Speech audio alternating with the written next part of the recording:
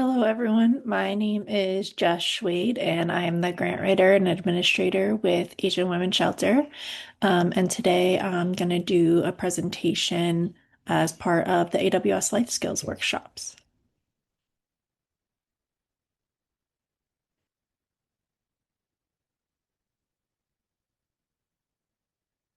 So today I'm going to be presenting about workplace safety. This is including HR, OSHA, and knowing your rights. If you don't know what HR, OSHA, or workplace rights are, then you're in the right place. And hopefully by the end of this, you will have a better understanding of what they are and what your rights are when you're in the workplace. So now I'm going to go into OSHA. So what is OSHA?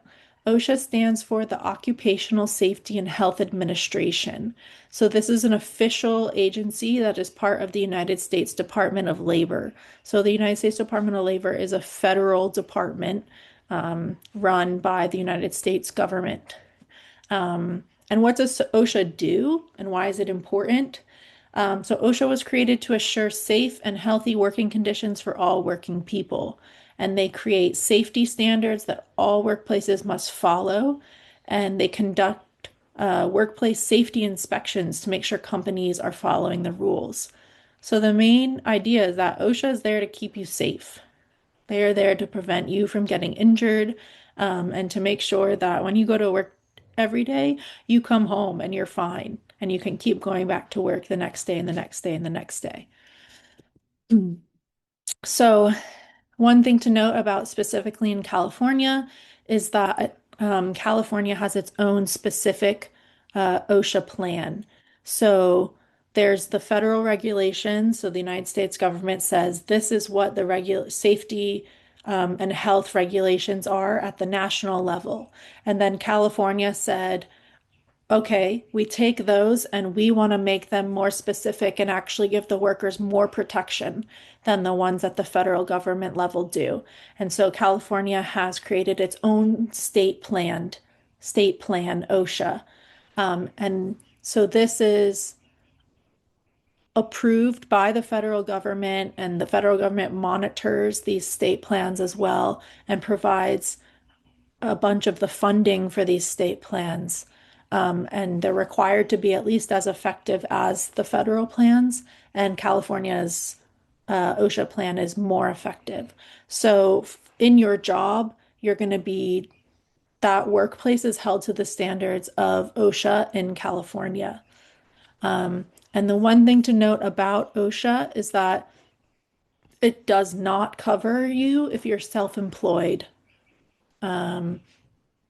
Or if the workplace is regulated by another federal agency. But if you're working, anywhere like in the food industry or for the, local government, or any sort of service industry or nonprofit related job, you will be covered by OSHA. So, what are your rights under OSHA? You might want to pause the video at this point and take a moment to read through these, because there's a lot. I will quickly go through them, but I highly recommend you to pause the video now, and read them for yourself. So, what are your rights?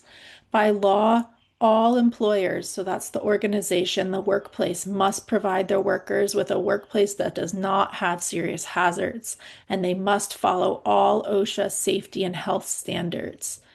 And employers are obligated to identify and rectify safety and health problems. So, what does that mean?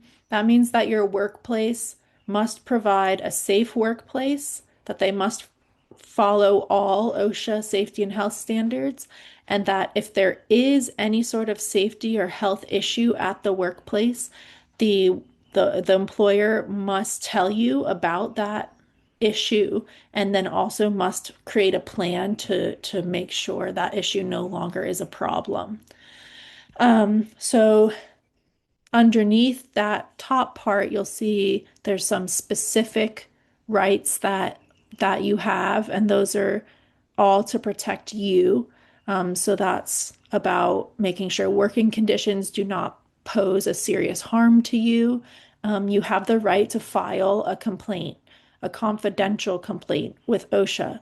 So if you are at work and feel that you are exposed to maybe unsafe working conditions, so this could be like if you work in food service and you're um, thinking like, oh, maybe there's uh, the chemicals we use to clean are causing health problems. Like every time after I clean, I feel like I can't breathe and it feels really harmful.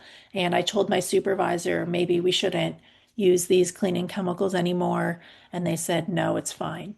Then you might file a confidential complaint to OSHA and ask them to come inspect the workplace.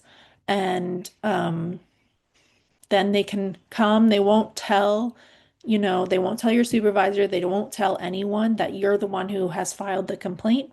They come, they evaluate the workplace, and they might say, oh, look, this cleaning product has banned chemicals in it.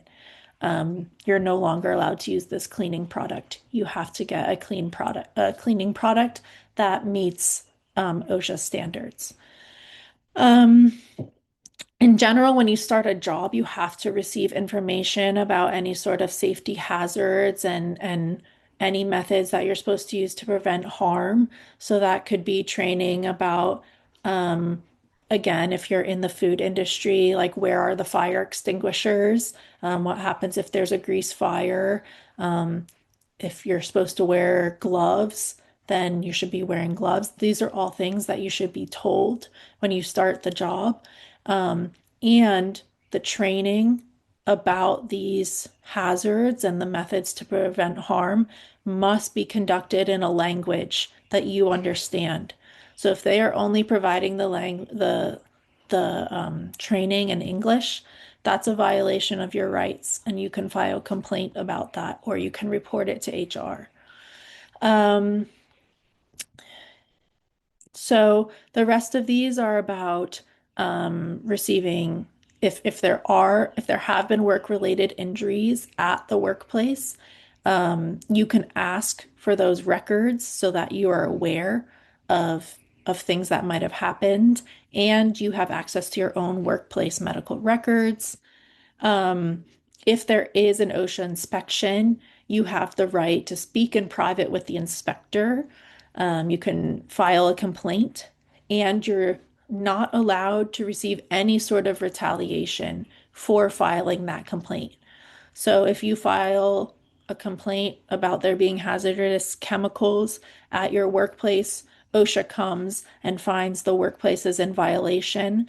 If the workplace happens to find out that you filed the complaint, they're not allowed to do anything about that. They cannot fire you, they cannot dock your pay, they cannot discriminate against you for filing that complaint.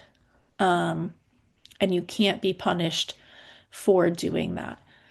So these are kind of your basic rights under OSHA.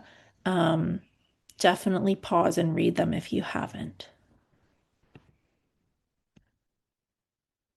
Okay, so like I mentioned on the last slide, if you think that something at your workplace is unsafe and that they're not following the standards, you can file a complaint. So this can be completely anonymous, and you file the complaint to OSHA, and then you ask OSHA to come and inspect the workplace. Um, so when OSHA comes, they're not going to tell your workplace, oh, this employee filed the complaint, um, anything like that. And like I said before, if the workplace does find out that you filed the complaint, it is against the law for them to fire, demote, transfer, or any way discriminate against you because it's your right to file this complaint because it's your right to be safe and healthy in your workplace. Um, if the inspector comes and finds that the workplace is in violation of any of the OSHA health and safety standards, they will issue, a citation or a fine to the workplace. And They will provide a plan that the workplace has to follow to fix the problem and the date by which the problem must be fixed by. And then someone will come and follow up and make sure they actually do meet these deadlines. So this is just a way to make sure that you stay safe and healthy in your workplace. Um, so that's an overview of what OSHA is and what an OSHA complaint is. And that's it from me. So thank you for watching. Hopefully, you now know what HR, OSHA, and workplace rights are. And if you have follow-up questions, reach out to your AWS advocate and they can put you in touch with me. And maybe we can have a future training as well. So thanks for watching.